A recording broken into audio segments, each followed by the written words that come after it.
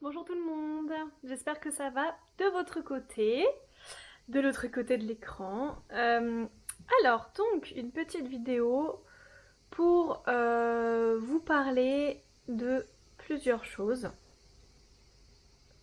Alors, la première chose, je voudrais revenir sur quelque chose qui est assez perturbant quand on est maman et qu'on attend notre deuxième enfant. Euh, Il y a des choses qu'on n'a pas du tout envie d'entendre et qui sont extrêmement compliquées.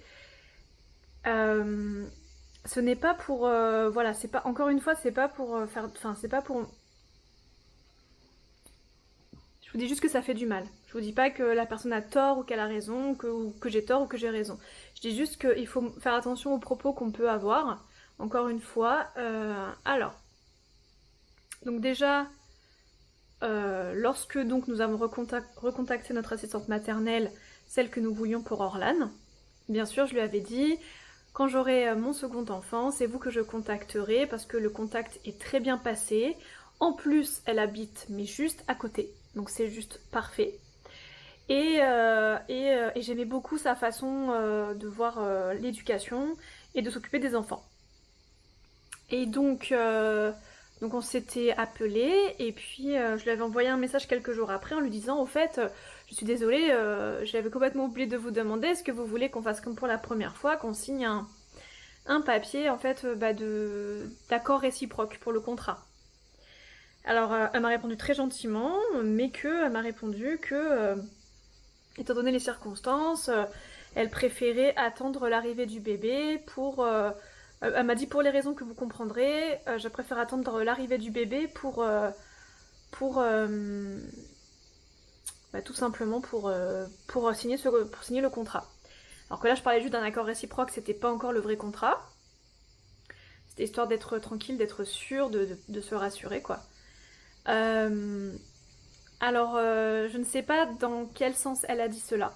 Je ne sais pas si elle a dit cela parce que c'est nous, et que comme c'est nous, et que la première fois notre bébé est décédé, elle n'a pas pu s'occuper d'un enfant et qu'elle a dû chercher un autre enfant. Ou est-ce qu'elle parle du coup, ou est-ce qu'elle parle en fait du coup de tous les nouveaux contrats qu'elle prend. Est-ce qu'elle fait ça avec toutes les nouvelles familles qu'elle prend? Parce que si elle fait ça avec toutes les nouvelles familles qu'elle prend parce que c'est une histoire qui l'a perturbée et qu'elle veut se protéger, et ben c'est complètement normal. Voilà. Mais si elle fait ça juste parce que c'est nous, donc ça sous-entendrait qu'on aurait la possibilité de reperdre un deuxième enfant. Waouh, là par contre, voilà. Et moi je pense que c'est plus dans ce sens-là, parce que quand je lui ai répondu que je comprenais qu'elle fasse cela désormais pour tous ses nouveaux contrats, elle n'a pas répondu à ça. Donc je pense qu'en fait elle fait ça que avec nous.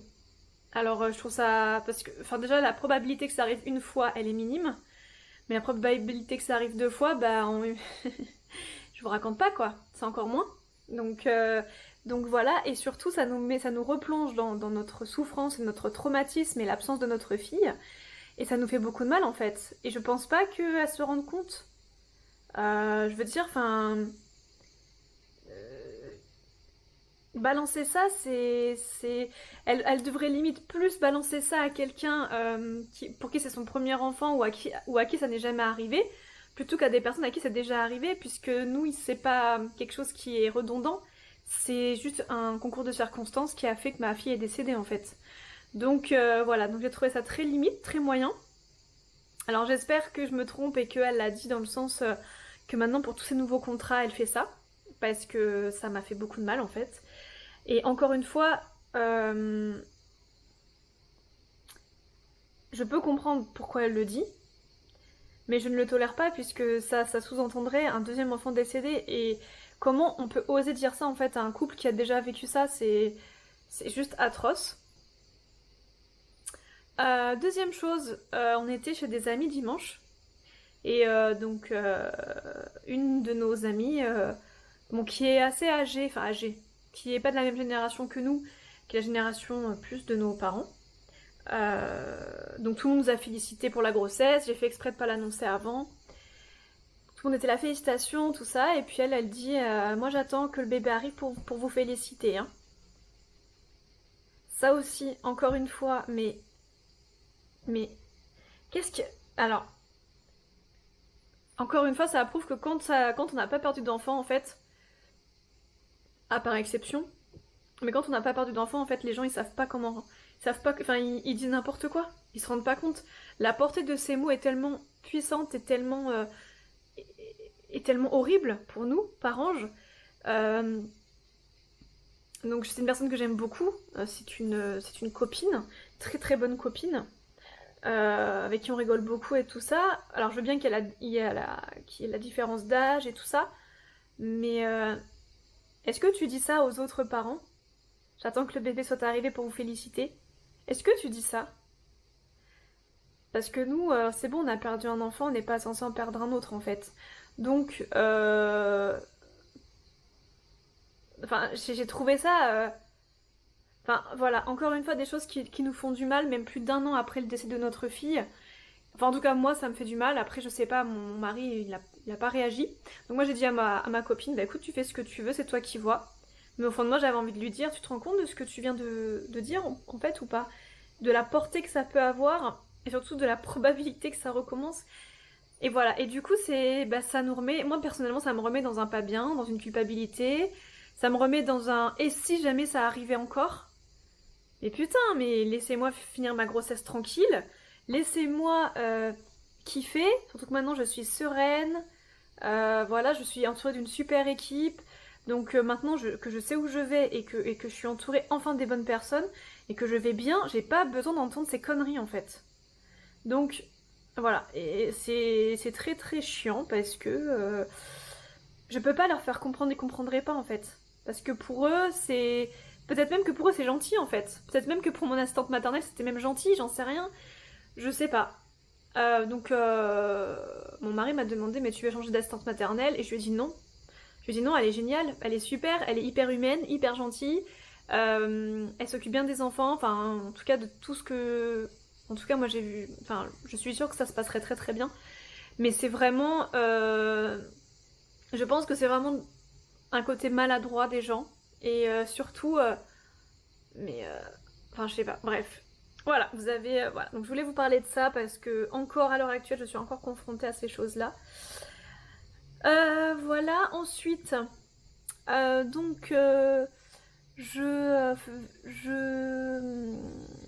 Ah oui, je voulais donc vous faire cette vidéo surtout par rapport au test du glucose. Ce fameux test pour dépister le diabète gestationnel. Donc, je l'ai fait hier. Donc, je l'avais déjà fait pour Orlan, bien sûr. Hein. Donc, je n'ai pas le diabète gestationnel. Voilà, trop bien. Je suis trop contente en espérant que ça continue. Parce qu'après, ça peut se développer aussi à la fin de la grossesse. Hein. Donc, bon, pour l'instant, tout va bien. Et donc je suis très contente, ça m'enlève un gros poids parce que je pense que j'avais pas besoin de ça. En plus, moi je vais travailler jusqu'à mon congé maternité, donc il faut que je puisse être au top et j'aurai pas le temps de gérer un diabète et tout ça, donc c'est très bien. Donc alors le glucose, en fait vous ingérez, donc pour vous expliquer pour celles qui ne connaissent pas encore, vous ingérez 75 centilitres de glucose, 75 grammes. J'ai un vieux doute, je sais plus. Enfin, en tout cas, les petites bouteilles de 75 quelque chose. Désolée, j'ai perdu la notion du truc. Alors, en fait, comment ça se passe? Il faut prévoir du temps. Il faut être à jeun de 12 heures. Et ça, c'est pas évident, parce qu'on a faim quand on est enceinte. Quand on se réveille, on a la dalle, souvent. Donc, j'avais fini de manger le soir à 7h45. Donc, je suis arrivée au laboratoire à 8h moins 10. Essayez d'y aller le plus tôt possible parce que vous allez rester plus de 2 heures là-bas. Hein, donc vraiment, essayez de prendre du temps pour vous. Sur un jour de repos, hein. Ne vous dites pas qu'après vous allez aller travailler ou que vous allez aller faire les courses. L'année dernière, enfin il y a 1 an et demi pour Orlan, j'ai fait l'erreur de... enfin non, même il y a 2 ans du coup. Non, il y a 1 an et demi vu que j'étais à 6 mois plus tard. Pour Orlan, j'avais préparé mes sacs de courses dans la voiture et elle m'était dit, bah, dès que je sors du labo, je vais faire mes courses. Chose que j'ai faite. J'étais fatiguée, j'étais pas super bien, voilà, je savais que j'étais pas dans mon état normal, mais j'y avais quand même été. Et puis en fait, dans le magasin, à un moment donné, je me suis pas sentie bien et j'ai failli sortir et laisser toutes mes courses. Et c'était vraiment super, super chaud. Je sais pas trop ce qui s'est passé, hyperglycémie, hypoglycémie, je sais pas. Mais c'était pas à la folie, on va dire. Donc surtout prévoyez, les filles, de vraiment faire attention, de vraiment rien faire de votre journée. jusqu'à au moins 15-16 heures quoi, hein, parce que voilà, en plus si vous n'avez jamais fait le test, vous ne savez pas comment vous allez réagir, donc vous risquez de pas être super bien. Je change de position, désolée, il faut que je mette mes jambes en l'air. Voilà. Donc, désolée pour l'étendoir derrière, c'est pas génial. Mais là, je pense que c'est assez intéressant et je pense que beaucoup de personnes se posent la question. Donc le diabète gestationnel, c'est un test obligatoire à faire à 6 mois de grossesse. Bien sûr, on peut développer un diabète un peu plus tard ou un peu plus tôt, etc. Mais c'est vraiment là qu'ils conseillent de le faire. Donc vous arrivez à jeun. Donc du coup, il vous faut une prise de sang à jeun pour voir votre taux à jeun. Ensuite, vous prenez le glucose, donc la bouteille entière qu'il faut boire en moins de 10 minutes. J'ai dû la boire, je sais pas, en peut-être 4-5 minutes, parce que tout d'un coup, c'est pas possible, c'est tellement sucré, c'est tellement... Enfin, moi, je déteste ce qui est hyper sucré, donc j'ai pas du tout apprécié, on va dire. Voilà, mais bon, l'année dernière, c'était orange, c'était mieux. Cette année, j'ai pas eu orange, ils m'ont donné citron. Et j'ai pas eu le choix, en fait. Donc, j'étais un peu dégoûtée. Donc, vous buvez votre bouteille. Voilà. Après, donc, vous restez 1 heure dans une salle, toute seule. Donc profitez-en pour lire, écouter de la musique, regarder des vidéos YouTube, enfin faire ce que vous avez à faire. Hein. Voilà, moi j'ai lu un bouquin et j'ai répondu à des copines. Après ça, donc au bout d'1 heure, vous faites une prise de sang pour voir un petit peu à combien vous êtes en montée avec la glycémie par rapport à ce que vous avez ingéré 1 heure avant. Souvent c'est là qu'il y a le pic. Et vous refaites ensuite une prise de sang encore 1 heure après pour vérifier que ça descend bien au niveau du taux glycémique. Voilà. Et en fonction de ça, il détermine si vous avez le diabète gestationnel ou non. Donc je peux vous assurer que quand vous sortez, vous êtes contente de sortir. Alors moi, j'y avais été en voiture parce que c'est pas très loin de chez moi. Et que à pied, franchement, je me sentais pas. À l'aller, ça aurait été. Mais au retour, je pense que ça c'est un coup à tomber dans les pommes. Donc franchement, le faites pas. Voilà, j'y avais été en voiture à l'aller et au retour parce que je suis à 5 minutes, même pas en voiture du laboratoire. Si vous pouvez vous faire emmener et ramener, c'est encore mieux. Parce qu'on ne sait pas dans quel état on peut être. Il y a des femmes, ça va passer comme une lettre à la poste, mais c'est pas la plupart. Hein. La plupart, on n'est pas bien. Donc voilà, et après quand vous rentrez, bah, vous pouvez manger. Dès que vous avez fini le test, vous pouvez manger. Moi, quand je suis rentrée, j'avais pas faim. Mais pas du tout. Elle m'a demandé d'ailleurs, la laborantine, elle me dit, mais là, vous commencez pas à avoir faim quand on a fait la dernière prise de sang. Et je lui ai dit, bah non, franchement, pas du tout. Moi, le glucose, ça me coupe l'appétit, quoi. C'est trop sucré, c'est trop écœurant. Et en fait, donc je suis rentrée pour vous expliquer un peu mon expérience hein, pour cette fois-ci. Après, bien sûr, on est toutes différentes encore une fois, mais si ça peut en aider certaines, je le fais volontiers. Et du coup, en fait, je suis rentrée, j'étais tellement fatiguée parce qu'en fait, la plupart des femmes, quand elles prennent le glucose, quelques minutes après avoir pris la dose, elles sont épuisées. On ne s'endort pas forcément, mais on a envie de dormir. C'est assez bizarre comme sensation. Et d'où je suis rentrée, je me suis couchée. Et en fait, je me suis couchée et genre 10 minutes après, juste au moment où je commençais à m'endormir, j'ai mon ventre qui a gargouillé, je commençais à avoir super faim. Donc là, il était 11h15 à ce moment-là. Donc je suis sortie de ma chambre, j'ai commencé à manger des trucs.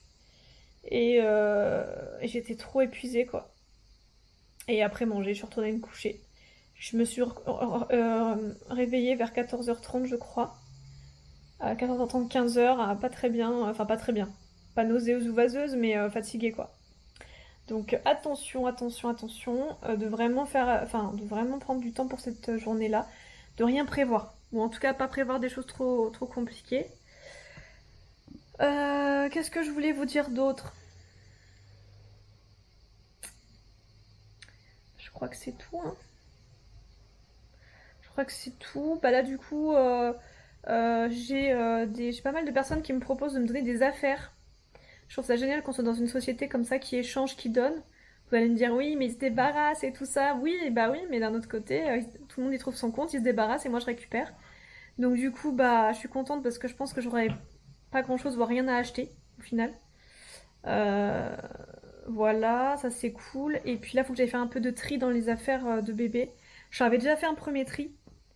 Mais en fait, là, je pense que je vais carrément noter ce que j'ai exactement dans le